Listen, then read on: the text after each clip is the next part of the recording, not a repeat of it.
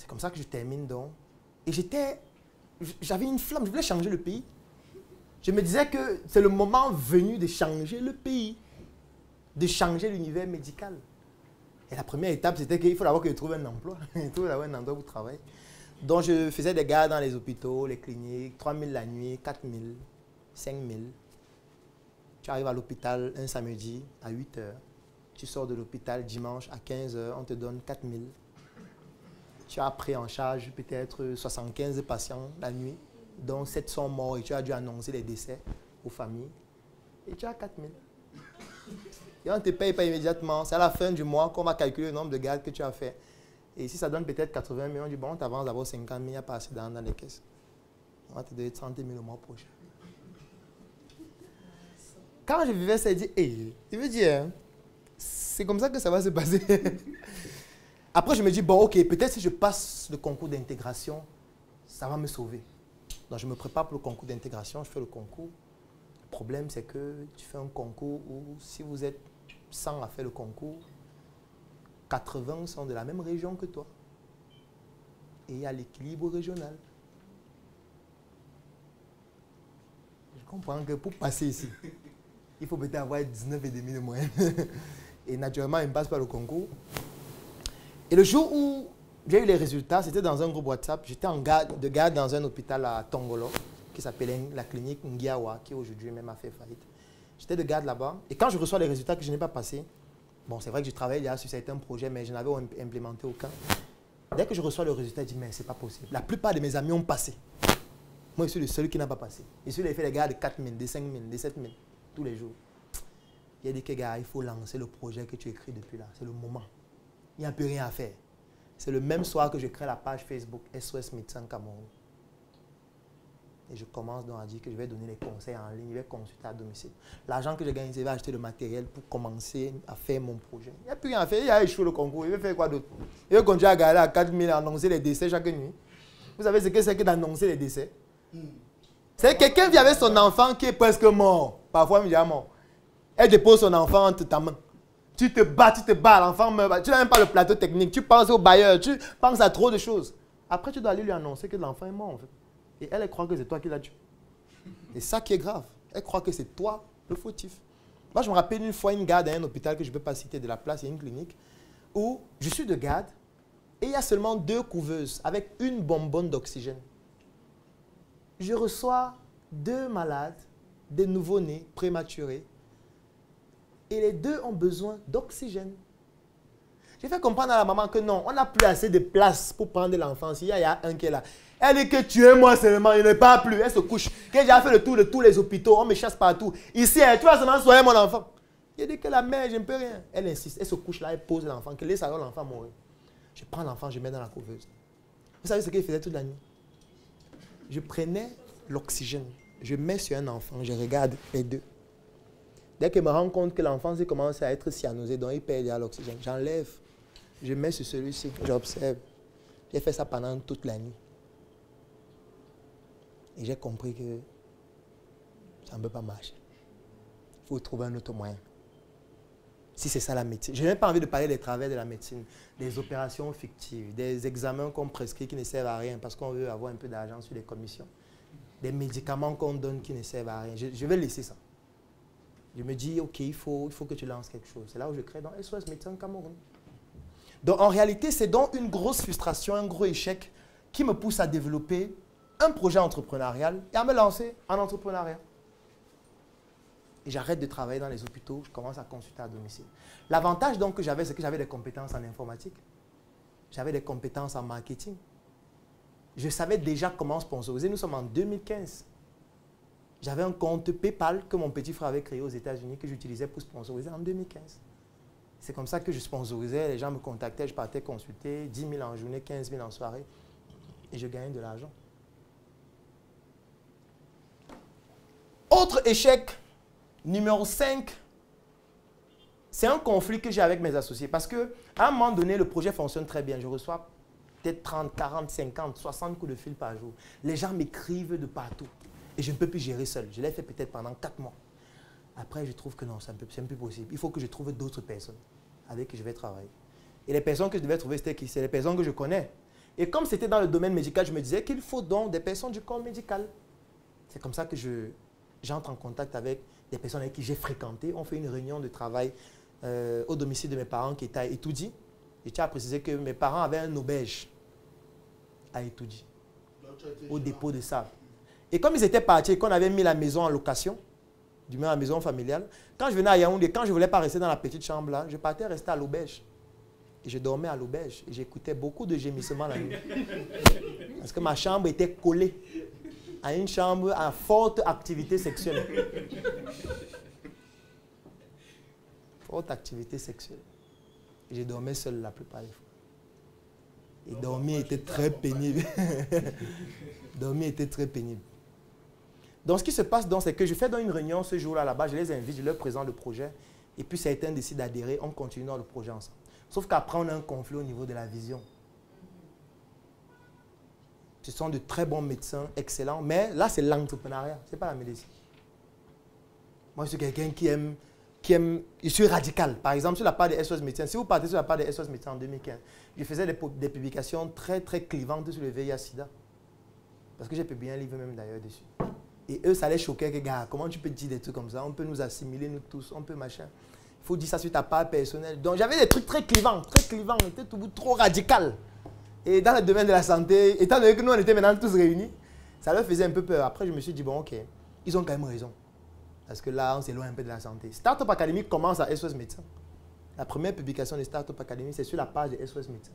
C'est parce qu'à un moment donné, il me dit, bon, ok, étant donné qu'on a déjà réussi à faire SOS Médecins, ça fait il y a plus d'1 an. Vous savez qu'on peut former les gens, puisque ce n'est pas compliqué. Donc, j'ai fait la première conférence Startup Academy au siège de SOS Médecins. C'était quand on était à la nouvelle route Bastos, ici, à côté, en bas, là, à l'immeuble Air France, 3e étage, toujours. Le bureau, là-bas, on squattait le bureau de mon grand frère qui faisait dans l'immobilier. Et les BTP. Donc, ce qui se passe, c'est quoi? Je fais la première conférence là-bas gratuite, moi, quand ça intéresse les gens. Je fais comprendre à mes collaborateurs que c'est un bon projet, on peut continuer dans ça. Ils disent que, gars, ce n'est pas la médecine ce que tu es en train de faire là. Nous, on fait la médecine, gars, c'est pas ça. Je dis, bon, ok, comme ça ne marche pas, je vais créer un autre projet où je vais pouvoir faire ça. C'est là où j'ai créé la page Startup Academy. Et je crée ma page officielle, parce que je n'avais pas de page avant. Je trouvais qu'il fallait que j'ai une page où je développe donc, cette idéologie-là en plus de la page de Startup Academy. Donc, je crée ma page officielle de la page de Startup Academy. Donc, en réalité, cet échec m'a permis de développer d'autres projets, Startup Academy et tous les autres projets qui sont venus après. Alors, au niveau de l'échec 6, c'est concernant le VIH-Sida. Il y a un groupe sur Facebook qui s'appelle Médecins du Cameroun. C'est un groupe dans lequel il y a pratiquement tous les médecins et les étudiants en médecine du Cameroun. Pour intégrer ce groupe, il faudrait qu'il y ait au moins 2 membres du groupe qui valident que soit tu es étudiant en médecine, soit tu es médecin, avant qu'on t'intègre. Donc, j'étais dans ce groupe. Et comme j'avais des compétences en infographie, parce que voilà, Photoshop, j'utilise ça depuis peut-être la classe de 4e, un jour, je fais donc des recherches sur le VIH-Sida. Fais des recherches. Après, je dis que, mais attends, les trucs de VIH-Sida, c'est bizarre. Hein? Les informations ne sont pas très claires, même chez les scientifiques. Je fais une couverture donc, qui s'appelle Stop assez de mensonges sur le VIH-Sida. Je mets mon nom, je mets tout. Je mets comme si c'est la couverture d'un livre. Et je publie donc ça dans le groupe de médecins du Cameroun. Avec un titre très choc là, un texte choc. Quand je publie donc ça dans le groupe, il y avait peut-être 250 commentaires. Les gens m'insultent. Que ça, c'est même quel cancre. Il a appris la médecine où? Il est spécialiste en quoi? Parce qu'il se lève, il bavarde, il raconte des bêtises. Quand j'ai regardé ça, je vois comment les gens insultent. Dans ma tête, peut-être, s'il y avait 100 commentaires, peut-être 99 étaient des insultes. Je me dis que, mais attends, les scientifiques ne font plus la science. Puisque le principe d'un médecin, c'est un scientifique. Si quelqu'un dit quelque chose dans le domaine de la science qui ne correspond pas à ce en quoi tu crois ou ce que tu connais, en fait, tu dois donner des arguments scientifiques qui invalident ce qu'il dit. C'est pas que tu dois dire qu'il est spécialisé en quoi, c'est un idiot, machin. Et quand je me rendais compte que même des spécialistes, des professeurs en médecine ne faisaient que m'insulter, je dis, mais attends, vous savez qu'il y a un problème dans le domaine scientifique, médical. Parce que la science naît de la contradiction. C'est quand ton interlocuteur dit non qu'on doit commencer à débattre. Pas en insultant, mais en donnant des arguments scientifiques, en donnant des références, en parlant des articles qu'on a lus, en parlant des livres, ou en prenant des cas cliniques de patients. Et moi, je voyais que les gens plongeaient dans l'insulte. J'ai dit, ok, quand vous m'insultez, je vais donc publier tout un livre réel dessus. Je me suis donc mis à écrire le livre que j'ai donc sorti. Je suis sorti de ce groupe et j'ai dit que ça ne sert à rien d'entrer dans un groupe où on ne peut pas débattre sur le plan scientifique. Les connaissances, là, ils avaient partagé ça avec le public. C'est là où je commence à publier ça sur la part des SOS médecins. Les patients écrivent vraiment, c'est incroyable ce que vous dites. Et quand quelqu'un vient commenter, je sais que c'est un médecin, je sens un commentaire terriblement scientifique. Et je dis, monsieur, répondez. Le peuple vous regarde. On n'est plus dans le groupe ici. Ici, le peuple est là. Dis ce que tu as dit concernant cet argument-ci. Si tu as raison, le peuple va voir que tu as raison. Et si tu réponds, je vais répondre et le peuple nous regarde. Et les gens maintenant, quand ils voyaient ça, ils partaient dans le groupe, disent, regardez la publication, si il est insolent, il fait ceci, c'est un danger pour le pays. Le danger n'a pas encore commencé. Hein. Ce sera un danger pour longtemps, ces gars. Et effectivement, c'est ça que je faisais. Donc c'est une frustration qui m'a poussé à publier ce livre. Et après me dire que, mais attends, je peux publier même d'autres livres. Comme ça que j'ai publié 7 livres jusqu'à ce jour. Alors, donc c'est un échec qui m'a permis de me lancer dans l'écriture et voilà, de commencer à écrire des articles concernant le VIH-Sida. Alors, l'échec 7, c'est en 2018. Alors, jusque-là, je développe Startup Academy, on avance, on fait des projets, des conférences. On ouvre le premier siège de Startup Academy à Douala, ensuite un siège à Yaoundé, en 2017, etc. On se développe. En 2018, notamment au mois de novembre, je me dis qu'il faut qu'on passe à un autre palier. Il faut qu'on commence à faire en sorte que les gens investissent dans les projets qu'on fait, afin de pouvoir les développer à une autre échelle. Donc, en 2018, donc, je contacte des personnes qui sont membres de Startup Academy. Je leur dis, voilà un projet, c'est dans le domaine de la cosmétique. Je leur dis, voilà une formation qu'on va organiser. Vous mettez l'argent, on organise la formation. Après, on se partage les dividendes. Et puis, les gens sont d'accord. Les gens investissent pratiquement 20 millions. Et on lance la formation. La formation est un cataclysme. Ça veut dire que ce qu'on génère à la fin n'atteint même pas la moitié du montant investi. Je me retrouve dans des problèmes indescriptibles. Indescriptibles. Donc, comme on dit, lis-le là. Cette heure, je l'ai lu. Cette fois, sur le savon, parce qu'on parle de la cosmétique. Mais prenez les savons et lisez-le sur le savon. Il est 11h30. Donc, c'est comme ça que j'ai fait le tour de beaucoup de commissariats, la PJ, des commissaires qui venaient régulièrement, des huissiers de justice. En fait, tout ce corps de métier-là, je les ai côtoyés pendant la cellule, tellement de choses. Tellement de choses. Ça a été une période noire. Toute l'année 2019, je ne vivais que ça. Et ce que je disais, c'est que, bon, ok, je vais organiser une autre afin de faire en sorte que le problème soit résolu et que je vous donne l'argent que je vous dois. J'organise une deuxième, elle est pire que la première. Et la deuxième même était encore plus grave. Pourquoi? Parce que j'avais augmenté le prix de la formation. La formation avant coûtait 250 000. Bon, quand je dis par exemple que c'était pire que la première, c'était du sens où ce n'est pas qu'on ne gagne pas d'argent, hein, juste que l'argent qu'on a gagné est inférieur à ce qu'il faut. Tu vois, c'est genre, on a besoin peut-être de 50 millions, mais on a gagné peut-être 30. Tu vois, c'est de l'argent, mais c'est insuffisant par rapport à ce qu'il faut. La deuxième, j'augmente le prix. On quitte de 250 000, je mets 500 000, 750 000 et 1 million. Ce qui fait que ça réduit d'abord pratiquement du quart le nombre de participants. Et ce que je ne savais pas, c'est que quand quelqu'un paye cher pour une formation, il devient plus exigeant. Ça, je ne savais pas avant. Ce qui fait que, moi, je croyais qu'on devait tout faire la formation comme avant. Je prends des gens que je connais, ils viennent, ils donnent des modules. Moi-même, je donne certains. Mes modules, nickel. Tout le monde est content, tout le monde est satisfait. Les autres modules, les gens se plaignaient. Chaque module, les gens se plaignaient, ils se plaignaient. Ils sont plaints jusqu'à un moment donné. Première personne qui a payé 750 me dit, je vais te rembourser. Je ne suis pas satisfait. J'ai essayé de la convaincre n'importe comment. Elle dit non. Et c'était des femmes principalement. Je rembourse la première. Elle dit qu'elle veut être remboursée intégralement. Je la rembourse. Après 2 semaines de formation. Après, ça continue. Une deuxième, je vais être remboursé. Une troisième, quatrième. Il y a 6 qui ont demandé des remboursements. Et le minimum, c'était 750 000 qu'il fallait payer. Déjà que le nombre de participants était inférieur à ce qu'on voulait. Et on avait déjà dépensé l'argent pour acheter les intrants, louer la salle, etc. Maintenant, il fallait rembourser aux gens qui sont insatisfaits. Sans compter les gens qu'il faut rembourser à la fin de la formation. Et là, c'est mal terminé. Très, très mal. Très, très, très, très mal. C'était une période triste, noire, douloureuse de ma vie. Je me rappelle le jour où Anne-Marie, qui était assistante à Startup Academy à ce moment, m'appelle et me dit qu'il y a la police au siège. Ils veulent tout arrêter, ils veulent tout prendre ici. Il dit qu'ils prennent seulement. Ils vont seulement prendre et on va faire comment. Après, je décide d'organiser. Et chaque édition, je réussissais à rembourser quelques-uns. Après, il en restait pratiquement 9. Je décide encore d'organiser une nouvelle édition, fin 2019. Je leur dis en début 2020, j'organise la dernière édition, je vous solde, c'est fini, vraiment. Soyez encore patients. Ils disent, ok, il n'y a pas de souci. Sauf que je ne savais pas que il devait avoir la Covid. Parce qu'on est en fin 2019. En Chine, on dit qu'il y a une maladie là, les gens tombent. La Chine, là, ils dérangent, ils ont tous les maladies tout le temps. Après, on dit que la France, il y a 2 cas, 3 cas. Bon, la France, 6000 km, même pas, ça ne nous concerne pas. Oh, l'Italie, oh, l'Algérie, l'Égypte, machin. Le truc là, c'est quoi comme ça? Il se propage partout. Quand on dit qu'il y a eu le premier cas au Cameroun, il dit que l'affaire, c'est bon, après, bon, c'est pas grave, c'est une petite crise sanitaire, ça va finir. Moi, je suis en train de programmer ma formation. Il sait qu'il fait ma formation, ça finit. Il rembourse des gens, ça finit. On dit confinement. Dans les autres pays d'abord. Après, chez nous, on dit, bon, ok, événement d'abord, on arrête. Plus d'événements, il y a plus de 50 personnes. Sauf que dans ma stratégie, il fallait faire des événements. Je ne peux plus faire d'événements, je ne peux plus faire de formation. Je ne peux plus rien faire. Et comme si ça ne se faisait pas en février, il perd ma mère, qui meurt par empoisonnement. Et là,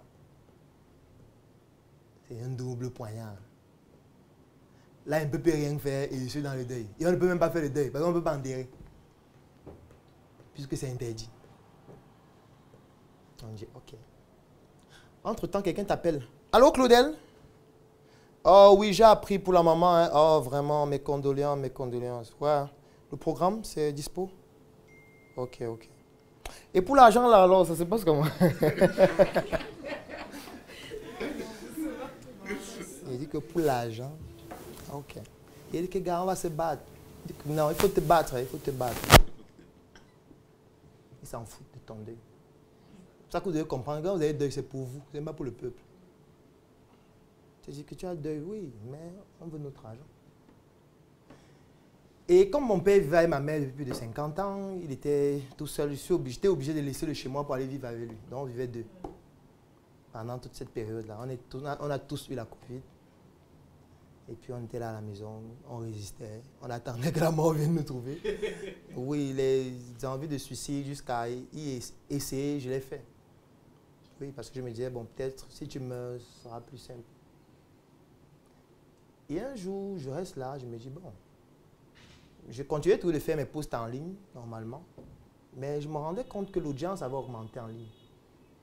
Donc, quand je faisais des posts, il y avait beaucoup plus de gens qui réagissaient. Je ne savais pas trop pourquoi. Je postais, les gens réagissaient. Après, comme je suis un peu un maniaque des données, parce que j'ai au moins 10 disques durs externes, au moins, et chacun a un minimum de Tera. Donc, je suis un maniaque des données. Si on a posé ensemble il y a 10 ans, il faut savoir que j'ai tout ce message quelque part. Donc, je regardais dans mes disques, je me rends compte que j'ai beaucoup de vidéos dans mes disques, et même des formations vidéo enregistrées et tout. Je dis que, mais attends, on peut vendre des vidéos aussi. Ça fait quoi dans ma machine? On a filmé, on n'a jamais publié, c'est là. Ce sont même des formations complètes et tout. Je vais essayer, on ne perd jamais, on ne perd rien. Donc, j'achète un espace dans le drive, je mets une formation en ligne qui s'appelle « Un mois pour devenir mon propre patron ». Je mets ça dans un drive. Je dis, bon, je vais communiquer, je vais prendre quelques extraits, puisque j'ai des compétences en édition vidéo aussi, donc je n'ai pas besoin de déléguer ça à quelqu'un. J'ouvre Premiere Pro, je commence à faire quelques montages, je poste en ligne. À la fin, je dis, si vous voulez la formation complète, c'est 50 000. Vous payez par Orange Money ou Mobile Money, machin et tout. Ou par PayPal, j'avais un ami qui avait un PayPal. Et puis quand quelqu'un, je me disais, si quelqu'un paye, je lui donne juste les accès dans le drive, c'est tout. Je commence à communiquer. Première personne paye. Deuxième paye. Troisième paye. 10e paye. 20e paye. Il dit, hey, affaire c'est... On peut voir comme ça que ça marche. Hein?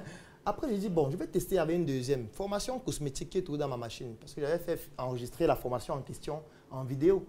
J'avais tout fait enregistrer en vidéo. J'avais ça dans la machine, on n'avait jamais publié, c'était là. J'ai dit que je vais essayer avec la formation vidéo. 50 000 toujours. Quand tu es de la diaspora, 100 €. Un paiement, 5 paiements, 10 paiements, 20 paiements. J'ai dit, hey, ça marche. Je commence donc à mettre les autres. Je commence à mettre les autres. Donc, ce qui fait en sorte que sur une période de pratiquement 4 mois, j'ai vendu des formations vidéo de plus de 35 millions. Ça m'a permis de solder toutes ces dettes-là. Et d'ailleurs, c'est ça qui a été à l'origine du projet Startup Training. Parce que je me suis dit, bah, attends, il faut donc qu'on industrialise ça réellement. On a lancé un projet qui s'est appelé Startup Training, où on a eu plus de 100 millions. On a fait un chiffre d'affaires de pratiquement 115 millions en 6 mois. Après, on a décidé de transformer Startup Training en Startup Group. Startup Group, c'est l'ancêtre, j'ai envie de dire, c'est l'enfant de Startup Training. Parce que c'est dans Startup Training qu'on a donc créé les départements. Et après, on les a donc scindés en des filiales. Et on a appelé le grand ensemble Startup Group. Donc, quand vous voyez Startup Group là, ou sur le totem en bas, en fait, ça vient de Startup Training, qui vient des formations vidéo que je vendais en ligne. Si vous avez aimé cette vidéo du Dr Claudel Mundissier, alors vous allez adorer la promotion que le CENIC, Claudel Mundissier International Consulting, met à votre disposition du 27 août au 3 septembre 2022. C'est une promotion constituée de 3 formations exceptionnelles. La première, c'est la réédition de la formation « Un mois pour devenir mon propre patron ». La première édition de formation, c'est 1500 exemplaires vendus à travers le monde. C'est 73 nouvelles entreprises créées au Cameroun. C'est plus de 15 entreprises créées hors du Cameroun. La seconde formation de cette offre exceptionnelle, c'est la formation « Mes échecs entrepreneuriaux » du Dr Claudel Mundissier. Formation dans laquelle il partage avec vous ses différents échecs lors de 7 dernières années en entrepreneuriat dans l'écosystème africain et surtout les méthodes et les stratégies qu'il a mises en place pour surmonter ces différents échecs. Et la dernière formation, c'est la formation comment vendre sans Internet. Parce qu'aujourd'hui, beaucoup limitent la vente à Internet, alors que la vente va bien au-delà d'Internet. Ce sont 3 formations qui vous permettront de pouvoir lancer aujourd'hui ce projet qui vous tient tant à cœur. Ce projet que vous avez gardé dans les placards toutes ces dernières années. Ces 3 formations mythiques et inédites vous permettront justement de pouvoir enfin lancer ce projet qui vous tient tant à cœur. Ces 3 formations vous reviennent au prix exceptionnel de 25 000 francs CFA au lieu de 100 000 francs pour les 3 formations. Ça veut dire que vous bénéficiez d'une réduction de plus de 75% entre le 27 août et le 3 septembre 2022. Alors, une seule chose à faire pour bénéficier de cette offre. Cliquez sur le lien qui est dans la description de cette vidéo et nos équipes prendront contact avec vous pour vous faire bénéficier de cette offre unique, mythique et inédite qui ne tiendra que sur une semaine. Une fois ce délai passé, vous ne pourrez plus bénéficier de cette offre-là. Et surtout, vous avez la possibilité de souscrire également pour une offre d'accompagnement avec nos différentes équipes qui vont vous accompagner justement dans le processus de la mise en œuvre de ce projet qui vous tient tant à cœur. Vous trouverez tous les détails dans le lien qui est en description de cette vidéo. On se dit à très bientôt dans le lien en description de cette vidéo et nos équipes prendront contact avec toi pour un moment de plus plaisir. Prends soin de toi.